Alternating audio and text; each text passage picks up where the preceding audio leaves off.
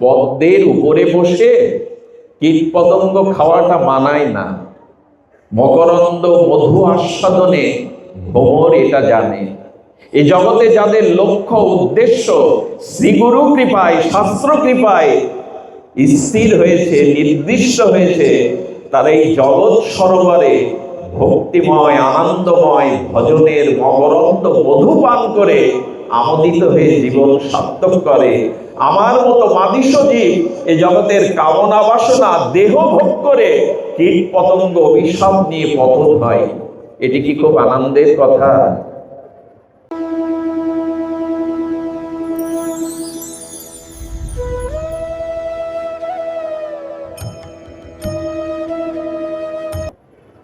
লক্ষ্য স্থির হওয়া চাই।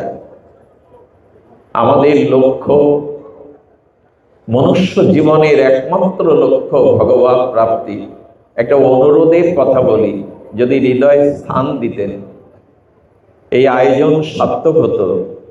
সেটি হলো, যদি ভোগ প্রবৃত্তিতে লক্ষ্যভ্রষ্ট হই, উদ্দেশ্য হারা হই, তবে আগামী জন্মে আর এই মনুষ্য জন্ম পাওয়ার অধিকার থাকবে না। মায়ায় কাল কবলিত হয়ে আবার আমাকে ত্রিগুণময়ী প্রহলিকা মায়া, ওই উভয়চর, জলচর, খেচর, আকাশচর এই প্রাণীতে আবার যেতে হবে।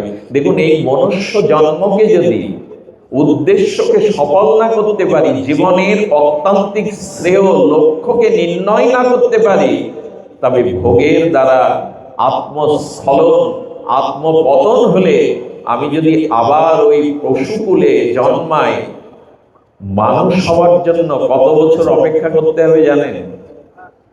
আমাদের মনুষ্য জন্মের পূর্বে যে 84 লক্ষ যোনি ভ্রমণ করতে হয় না, আচার্যগণ, আধ্যাত্ম বিজ্ঞানীগণ তারা হিসাব নিয়েছেন, এই 84 লক্ষ বিভিন্ন যোনিতে ভ্রমণ করতে জীবের সময় লাগে 2.25 কোটি বছর।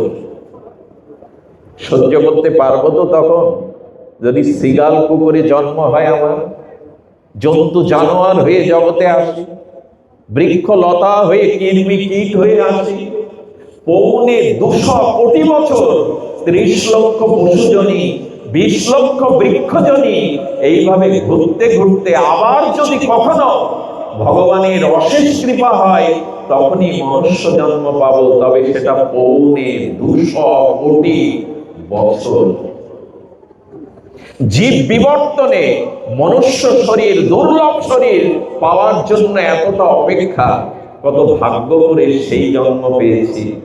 এই ভক্তিময় মহাপ্রভুর ভক্তে স্নাত ধুলিতে জন্মেছি। নিজের উদ্ধার যদি নিজে না করতে পারি, পতিত হতে হবে। একটা ঘটনা মনে পড়ল। আহা, আমাদের এই ফরিদপুরের শ্রীঅঙ্গনের জগৎবন্ধু সুন্দর রাধারানীর এই মঞ্জুরি স্বরূপের ভাব সাধনায় নিজেকে নিয়োজিত করেছেন। ঠাকুরানী তার গুরু। ওনার একবার বনাঞ্চল দিয়ে উনি হেঁটে হেঁটে নাম করতে করতে যাচ্ছেন, একজন সেবক প্রভুর পেছনে। কি বলবো আপনাদের, বুনো শূকর, এরা বাঘের থেকে হিংস্র হয়। ওই শূকরটি কয়েকটি বাচ্চা কাচ্চা নিয়ে দৌড়াতে দৌড়াতে এসে বন্ধু সুন্দর হরিপুরুষের চরণে গো গো করে কি নিবেদন করছে। শূকরের চোখ দিয়ে দুফোঁটা জল পড়ছে। কি যেন বিড়বিড় করে বলে মাথায় হাত বুলিয়ে দিলেন, চলে যা। ওনার একান্ত অনুরাগী সেবক প্রশ্ন করছে, প্রভু, বুনো শূকর আপনাকে চিনল কি করে? কি নিবেদন করল আপনার চরণে? আপনি ওকে কি অভয় মন্ত্র বললেন? কি বলেছিলেন জানেন? কাউকে বলিস না, ও আমার শিষ্য ছিল, দীক্ষা শিক্ষা নিয়ে নাম ভজন করত, কিন্তু দুষ্পরিণীয় দুর্ত্যাজ্য মহাশত্রু কাম ওকে পরস্ত্রীর প্রতি আসক্তি করিয়ে দেয়। আর মৃত্যুর সময় ওই কামের চিন্তা করতে করতে মৃত্যুবরণ করায় ও ভোগজনী শূকর হয়ে জন্মেছে। কিন্তু ভজন নষ্ট হয়নি। টাকা পয়সা দ্রব্য মাটির নিচে রেখে দিলে নষ্ট হয়ে যাবে, কিন্তু সোনা নষ্ট হয় না। এই যে 2 ঘন্টা বসে আপনারা এই তপ্ত তাপ প্রবাহের মধ্যেও হরি ভজন হরি কথা শুনছেন, এই ভজন নষ্ট হবে না। সোনা যেমন মাটির নিচে নষ্ট হয়, এই নষ্ট হবে না। ওর ভজন নষ্ট হয়নি। এই জন্য আমার চরণে এসে ও নিবেদন করে গেল, বারবার উলুধ্বনি দিও না, একবার দাও। ও নিবেদন করে গেল, প্রভু আর একবার সুযোগ দাও, যাতে মনুষ্য জন্ম পেয়ে তোমার ভজন করতে পারি। আর একবার সুযোগ দাও। একবার হারিয়ে বসলে আর পাবো না। এই জন্য এই জন্মটা শুধু ভোগের জন্য নয়। আচ্ছা, ভোগ করেও কি শান্তি পেলাম আমরা? ঐশ্বর্যের তো কম নেই, ভোগের সামগ্রীর তো কম নেই, কিন্তু হৃদয়ের শান্তি। দেখুন, হৃদয়ে যতদিন শান্তি না আসবে, স্থিরতা না আসবে, ততদিন ভগবান পেয়েও পাওয়া নয়। দুর্যোধন কৃষ্ণকে পেয়েছিল, কংস পেয়েছিল, রাবণ দর্শন করেছিল, কিন্তু হৃদয়ের শান্তি কে না চায়? নিজের শান্তি হৃদয় জুড়াতে কে না চায়? এই শান্তি একমাত্র আসে ভগবত ভজনে, ভোগে নয়। পৃথিবীতে ভোগের দ্বারা আজ পর্যন্ত কেউ শান্তি পায়নি। ঐশ্বর্যের অভাব নেই, দ্রব্যের অভাব নেই, কিন্তু শান্তি কোথায়? এই শান্তি একমাত্র ভগবত ভজনে। অন্য কিছুতে শান্তি আসতে পারে না। এই জন্য জীবনের লক্ষ্যকে যেন আমরা না হারিয়ে বসি। মনুষ্য জীবনের একমাত্র লক্ষ্য ঈশ্বর প্রাপ্তি। আপনারা বহুবার শুনেছেন, শূন্য শূন্য শূন্য শূন্য বারবার বসান, শূন্য শূন্যই থেকে যাবে যদি বাম পাশে 1 না বসান। একটা বসালেই শূন্যের মূল্যায়ন হয়।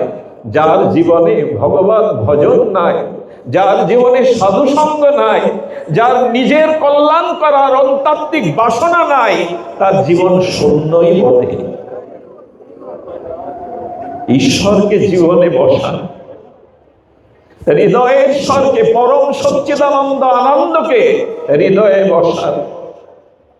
মনুষ্য জীবনের একমাত্র লক্ষ্য ভগবান চরণে অনুরাগ, নামে রুচি, বৈষ্ণবের অনুরাগ।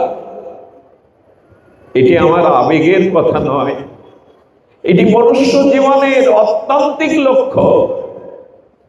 ভগবত ভজন। আর কবে এই লক্ষ্য পূর্ণ হবে? আর কবে আমাদের এই উদ্দেশ্যকে আমরা সফল করতে পারব? একটা মার্মিক কথা বলি, যদি হৃদয় দেন, ভোগ আমাদের হয়ে গেছে, নূতন করে ভোগের জন্য এই জন্ম না। আচ্ছা, শুকর কুকুর জন্তু জানোয়ারে যখন ভোগ হয়েছে, আহার নিদ্রা ভয়ময় তো নিষেধ ছিল না, তো ভোগ তো আমি করে এসছি। ভগবান বললেন, মনুষ্য জন্ম ভোগের নয়, ভজনের, বৈরাগ্যের। সুধীবৃন্দ, এই জন্য জীবনের লক্ষ্যকে স্থির করুন, জীবনের উদ্দেশ্যকে নির্ণয় করুন। আর এটি আর কেউ নয়, সৎ গুরুদেবই করিয়ে দেবেন। মহৎ কৃপা, মহৎ সঙ্গই এটি করিয়ে দেবেন।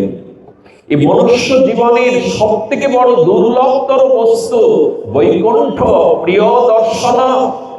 যদি এই ভ্রমণশীল সংসার মরুকান্তরে চলতে চলতে কখনো বৈষ্ণব সঙ্গ পাওয়া যায়, ভক্ত সঙ্গ পাওয়া যায়, এই বৈষ্ণব বৈকুণ্ঠ প্রিয় দর্শনই হল জীবনের সার্থকতা। ক্ষণভঙ্গুর এই জীবন, এই মনুষ্য জন্ম ক্ষণভঙ্গুর, কিন্তু একটি দুর্লভ বস্তু হলো বৈকুণ্ঠ প্রিয় দর্শন। যদি কোনো শুদ্ধ ভক্তের দর্শন হয়, তার সঙ্গ হয়,